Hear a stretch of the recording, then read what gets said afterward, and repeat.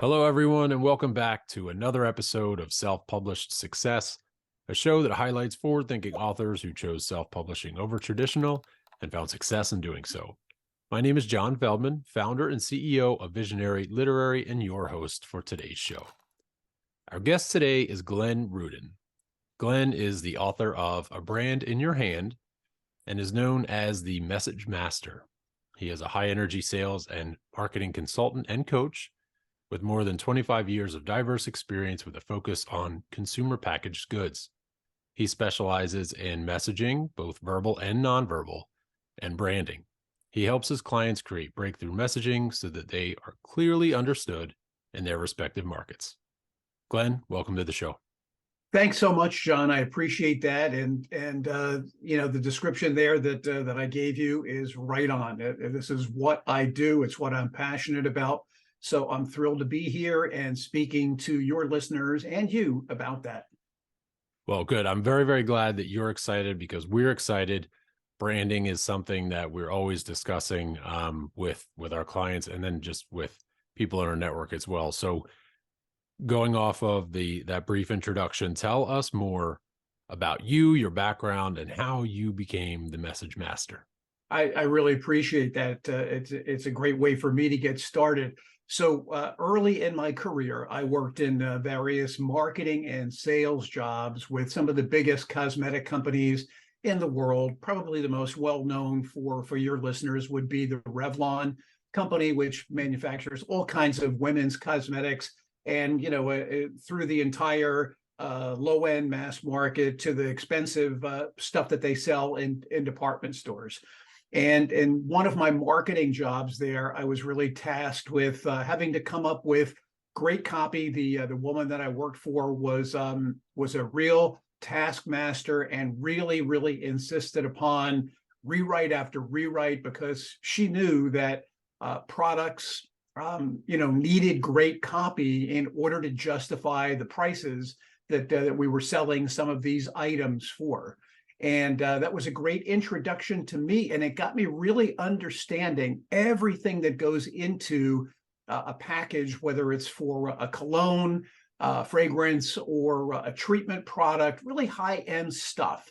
The descriptions, how the product worked, the way you spoke about it, all of these things had to really touch a consumer so that they really felt the heritage of what the brand was all about. It was really romanticizing what it was about. And so that early training for me got me really understanding how important copy was on consumer packaged goods. And by the way, I'd always been fascinated with these kinds of products from when I was a really little kid. I'd pick up bottles and packages and say, how in the world does the printing get wrapped around that product? How does that label get on there? How does it get into that box? Who does all that stuff? And somehow, I guess that's what got me, moving in that direction and gravitating toward working on those kinds of products. So if you fast forward about 25 years in my career, one of the things that I started to realize about 6-7 years ago was that people, the people that I was working with, that I was networking with, that I was interviewing for or with, were actually products themselves. The only difference between a bottle of some kind of treatment product or whatever and a person was that the bottle had to sit on a shelf someplace or on a counter, had to do its own talking by just being appealing visually. But we as products ourselves, as people, we have the opportunity to speak for ourselves, to package ourselves, to appeal to people in ways that will make them figuratively want to pick us up and hear more about what we do.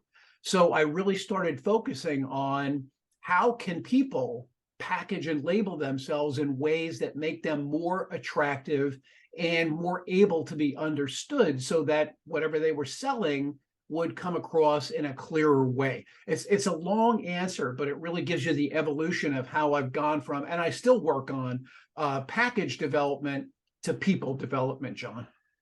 Well, it was long, but it was good because we needed that background. So especially going back to the fact that that you actually cared about these products and would look at these products and were intrigued.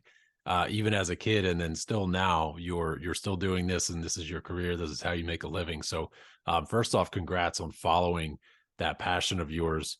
So many of us get kind of sidetracked and into a corporate job or something like that, and you stuck with your passion. So, congrats on that.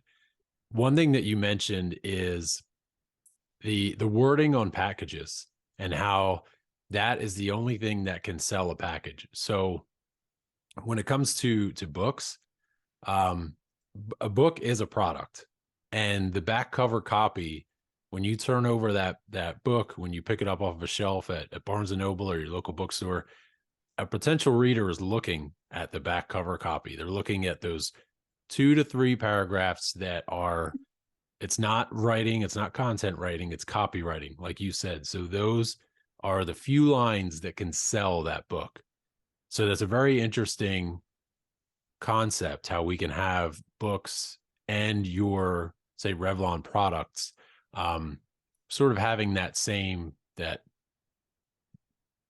need for content or for copywriting. Right, Yeah. right. No question about that. And listen, let me add, in addition Mhm. to the copy, on a book, as opposed to a product. Now, a product that's manufactured, a shampoo, a fragrance, a cologne, anything that comes packaged in, shaving cream. You pick the consumer packaged good product, and the other element that we can add in there is the coloring.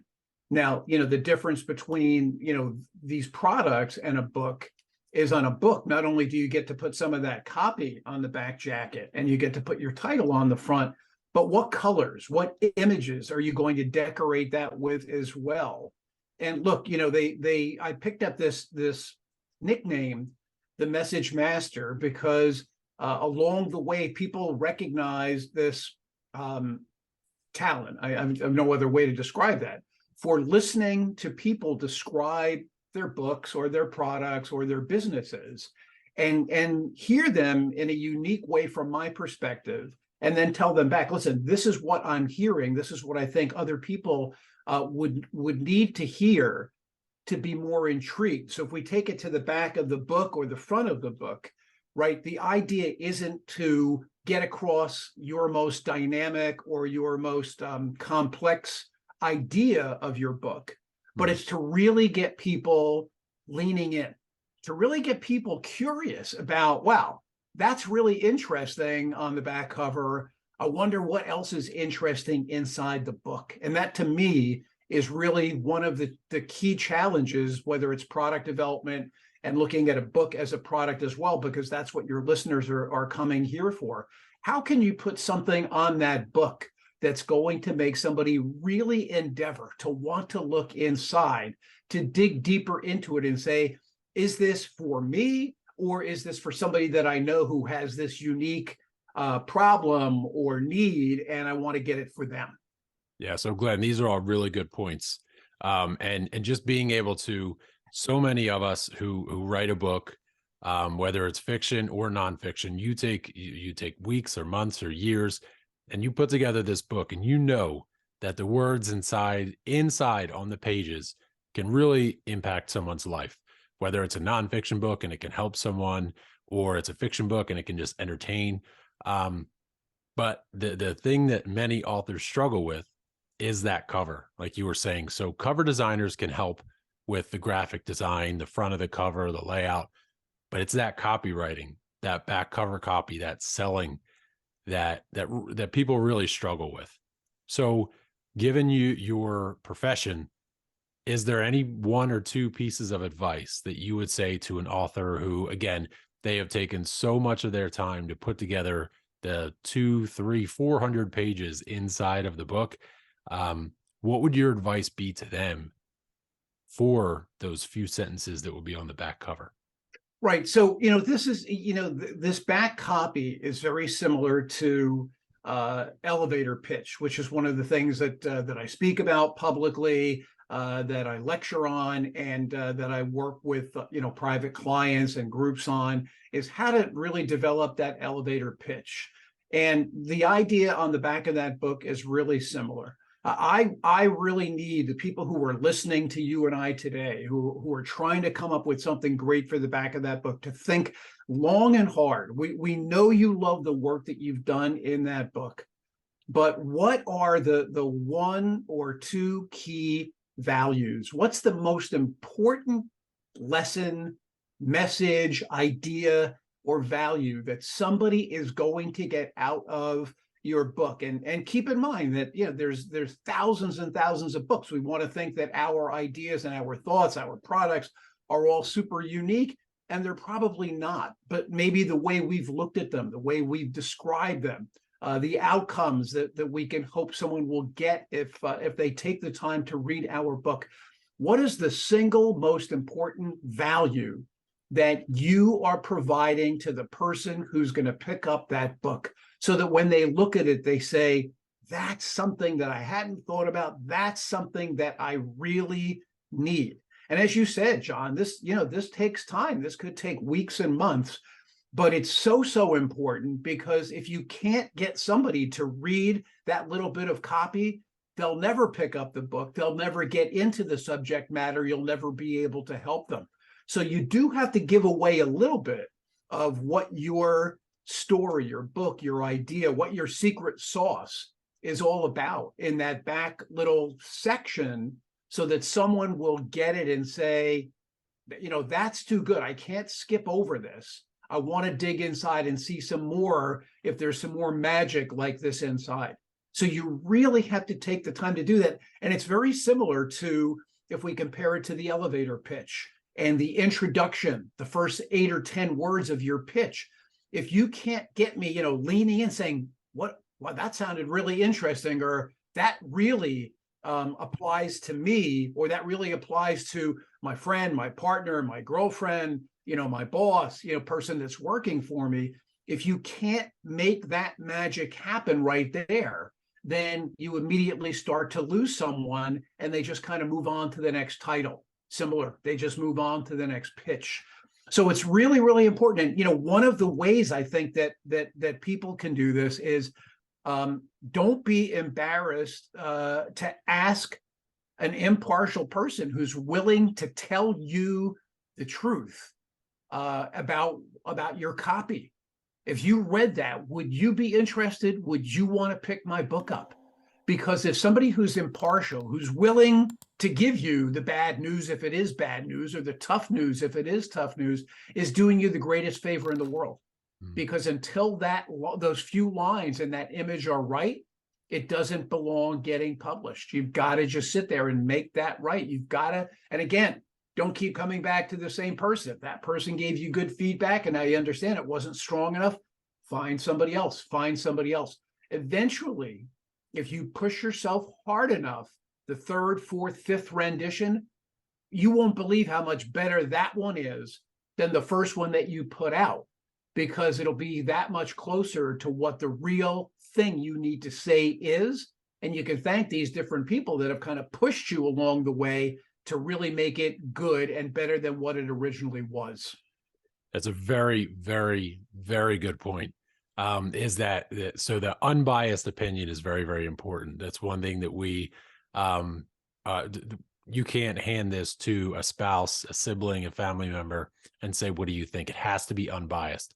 So one thing that we actually, and for any listeners that are wondering how they can find people who, so they have to, it should be someone, for example, for a book in your target audience. So if you're writing a book for entrepreneurs, you don't want to hand this to someone who has never been an entrepreneur and ask them what they think.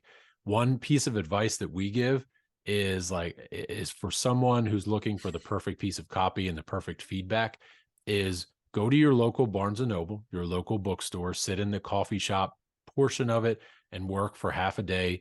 When you see people or someone browsing the section where your book would sit, walk up to them with a piece of paper with your copy on it, hand it to them and say, would you buy this book? And you'll get feedback from them right there. And just do, again, for 3 to 5 people, get their feedback, and the iterations that you can make and the feedback that you can get, so incredibly valuable, especially for someone like you have experience, you know, copy. But for someone who's a content writer who's writing a book, copywriting and sales copy might not be something that they're comfortable with. So for any listeners out there, hopefully that is a little nugget of advice for you as you go down this path. One thing that I want to discuss, going back to when you mentioned, Glenn, the colors for your book. So the self-publishing advantage of your book cover is being able to choose what's on your cover. Your book, which I'll link to in the description, has a really cool cover. The graphic design is amazing. The colors, everything there you picked out. Had you went to a traditional publisher, they might have said, this isn't going to work for the type of book that you're putting out. We've done our research. We want to look at these comparable titles and we'll have a cover similar. How important was it for you to go that self-publishing route and to be able to choose your own color and to work with your own designer and to come up with that really cool, unique cover design that you do have on your book? Yeah, it's tremendously important. And I just want to go back really quickly to this great advice that you were just giving out in terms of finding some strangers, potentially in a bookstore, a Barnes and Noble. And listen, even look, people working in bookstores are probably great for that also, right? Mhm. But challenge yourself this way also. Come up with 2 or 3 alternatives and do a little research, right? Put all 3 in front of somebody and say, which one of these would be the one that would get you, most likely to buy or recommend this book. Challenge yourself to do 3 different approaches and start seeing, is number 1 the one that's getting picked over and over again? Because I think on top of what the advice you're giving, which is amazing, this will also give you a sense for saying, hey, listen, I showed this now to 8 people, and 6 out of the 8 all thought number 1 was the right approach. So maybe I'm on to something there, as opposed to just, which is also great research, what you're saying is just yes or no. Because by having alternatives there, now you can actually start to do some real market research where people can actually give you feedback and say, that's the one that I would pick. And right, and if you get 9 people and 3 pick each one, then maybe you don't have anything definitive. Maybe you need to go to a few more, right? But chances are, I'm going to say one of them is going to be a bit stronger. Now, Excellent. fast forwarding, to the question you just had now. Look, for me, as a new author, as a professional speaker, I was told, oh, you really need to have a book. It's really important. It's a great calling card for you. And I didn't really have any connections to big publishers. And, I don't know what kind of advice normally gets dispensed through your podcast from that standpoint. But look, there's advantages and disadvantages of both. All cards on the table, I didn't have a choice. It wasn't like some big publisher was offering me a lot of money to publish my book. Maybe somewhere down the road, I'll be fortunate enough, to have that opportunity. But by being your own publisher, yes, you do get your choice for what font you want it to be written in, how many pages, what colors, what schemes you're going to use. And for me, as a message guy and a guy who preaches about breakthrough messaging, I wanted my book in the business category to be one that would look different than just about any other book that would be out there. And so, when I do that, I do take a risk because, yes, it is going to stand out, but maybe people are not going to take it seriously because the colors are so bright and whatnot. And listen, as a creative guy, this was the guess that, that I put into it. And I said, hey, listen, I think that this is going to help sell the book because it brings elements of fun and creativity to it, where a lot of other business books are just, I wouldn't say boring, but they're just subject matter related. And the idea of my book was really to be much more than just, a typical book on branding.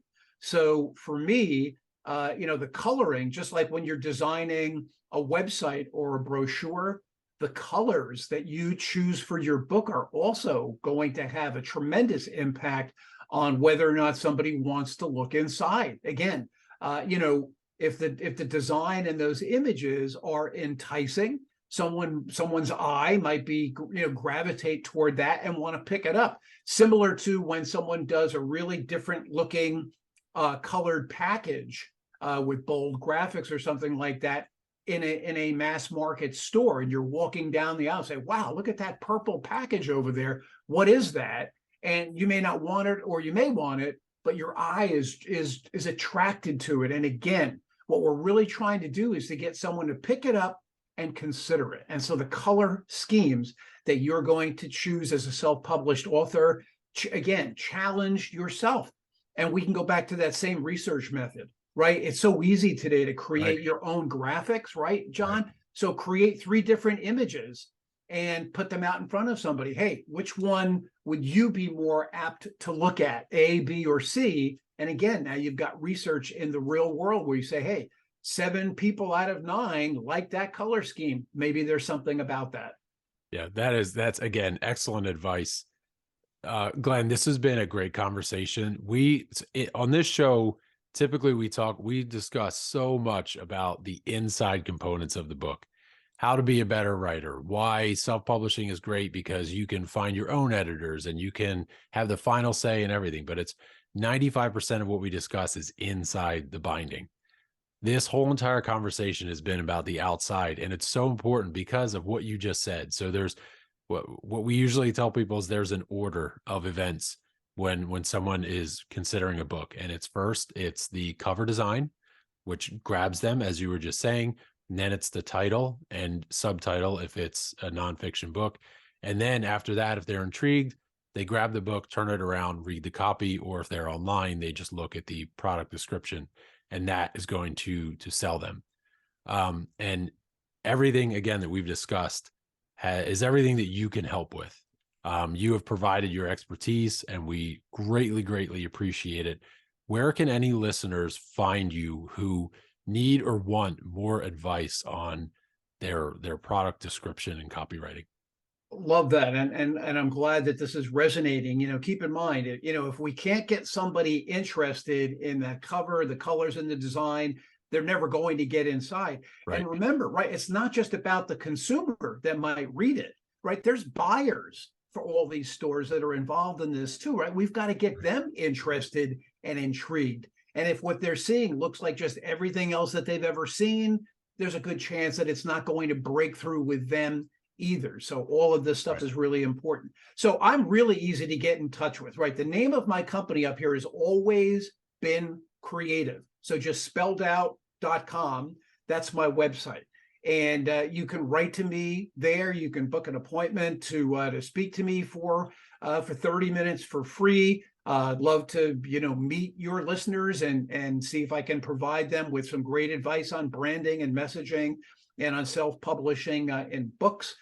You can certainly find me on LinkedIn. I believe I am the only Glenn with 2 N's Rudin out there. So I'm constantly posting content on messaging, on branding, on my book as well.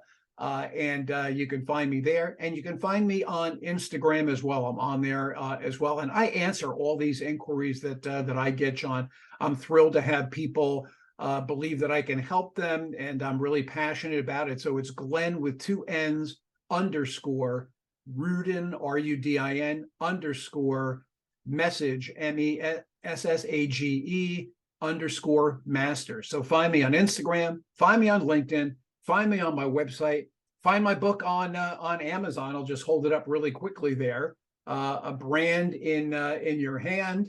And maybe you'll agree with me that these were really cool graphics for the front and the back of the book to really attract attention. And certainly, hey, don't forget about that spine also. That's right. That's got to look exciting as well. And you can just see in looking at my book, A Brand in Your Hand. The title rhymes because my book rhymes.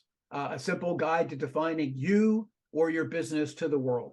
So I appreciate my time here with you, and I hope that this is useful for your listeners. Thank you so much.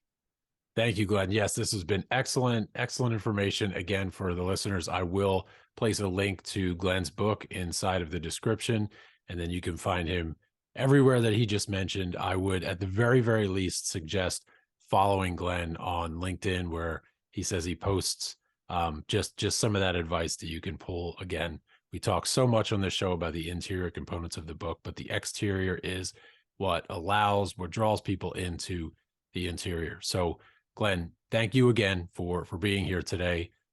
We wish you the best of luck as the message master, and we look forward to hopefully bringing you back on the show and picking your brain a little bit more on how we can sell our books. You're phenomenal what you do. I love your line of questions, John. It's a thrill to be here as a guest, and I thank you so much for the opportunity and look forward to hearing from some of your listeners. Thank you. Thank you.